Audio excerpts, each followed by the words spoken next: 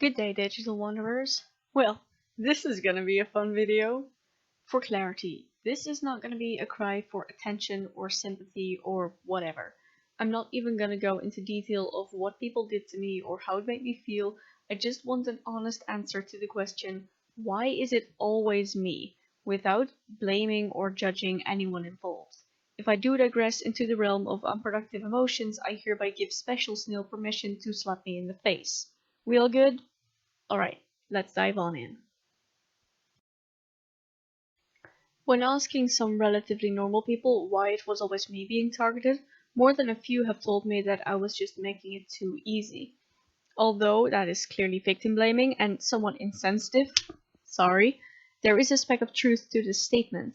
If I had been a big hulking kid bodybuilder, I don't think it would have been that appealing for people to try and provoke me. Unfortunately, I'm short and physically weak. Add to that the fact I had no friends to stand up for me, and I absolutely hate having to ask for help. And you can clearly see how, if people are going to bully anyone, it's probably gonna be me. They can get away with it every time. But there were other people in my class who were short and frail and insecure, and some of them were also bullying me. Weren't those people easy targets as well? Why weren't they bullied when I was? To determine that, we need to dig a little bit deeper and get to the next factor. Okay, let's get real here. Friendship with my classmates at the stage where the hate began was a lost cause. We're talking about 6-year-old kids with underdeveloped empathy and the chance of them getting along with me. It was never gonna happen. My gender alone was a direct contradiction to their entire worldview. I hadn't come out or even realized I was non-binary back then, but that doesn't mean I wasn't. Same thing with autism. How were these kids supposed to connect with someone who can't read their facial expressions and body language and doesn't understand that they can? What were we supposed to talk about when they were learning how to read and I was memorizing the periodic table? What games could we have played when they wanted to run around outside and I wanted to do origami at home? Even if I had been a tall, buff guy, I wouldn't have gotten along with my classmates by any means. Seeing as their main method of making my life terrible, sorry, was avoiding me and leaving me out of everything, my muscularity probably had very little to do with it at all. The problem wasn't I was an easy target, it was that I was an obvious target. I was too different, so I couldn't connect with them, so I was being left out. But this can't be the whole answer either. After all, I've had classmates who were autistic and they were lovingly accepted while I was shunned. Coming out as pansexual and later as non-binary has gotten me mostly positive responses. People tell me they think I'm brave and unique and they'll love me no matter what. Sure, I've had some backlash, but nothing compared to the hatred I used to get sent my way when I was still in the closet. So, what is really going on here? The big difference between me and my autistic classmates is that everyone knew my classmates were autistic. They said they were the moment they joined our class. No one knew I was autistic because I only got diagnosed when I was 16, meaning up until that moment, every piece of autistic behavior I displayed was just weirdness with no clear reason or cause.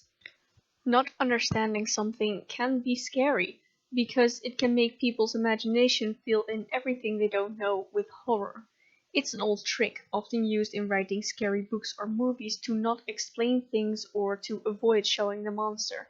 As long as the audience doesn't know what the monster looks like, it can be literally the worst thing they can possibly imagine, which is much more terrifying than anything you can put into words. With all of my weird behavior and no explanation, my thoughts were basically that monster, at least to my classmates they were. To me, everything I did and said made perfect sense, but as said before, my world and thought processes are completely different from theirs. When I was 7 and tried to explain what atoms and molecules were to the guy sitting next to me, he was horrified. He only knew the word atom in the context of atom bomb. I realized much, much later. When I walked to school singing a song I loved, kids my age stared at me with this expression which I could only place as not smiling. I was singing a verse from One Small Step by Arion, a song written in the English language. on a schoolyard in the Netherlands. Once again, I was 7 at most. This is not even to mention all the games I played by myself that were mostly based around the special effects my hyper-imaginative mind projected onto reality like a VR filter, or the fact I grew up watching Star Trek TNG, or the fact my thoughts had their very own conlang. If you don't know all these things and you're just a kid looking at my behavior from the outside, what you see is some sort of freakish alien posing as a human that speaks in languages no one understands to people no one can see, and apparently knows how to build atom bombs. I'd be scared too.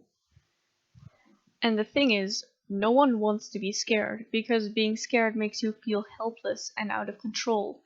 That's why people turn that fear into hatred and aggression. These things offer some sense of control and even empowerment. You don't need to fear the monster anymore if you've already stabbed it to death. The problem, of course, was that the monster was me, and I was just a short, frail, insecure, non binary person. Yeah, I guess that counts.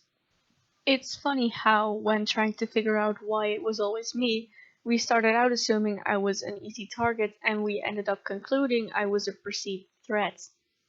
Anyway, apparently, all these years of suffering could have been prevented if I just figured out how and why I was different sooner. Definitely something I need to remember for the future. Oh, and before I go, here's a little counter lesson. Why is it that apparently people need to know that I have certain labels before they accept me? If it's okay to be gay when you say it out loud, why isn't it okay to be gay when you haven't realized it yet? The most inclusive person isn't the one with the highest stack of labels they think are okay. The most inclusive person is the one who doesn't care about the labels and treats everyone with respect. Snail, the video is over. Stop hitting me. Stop! My gratitude is perfectly relevant. Stop it!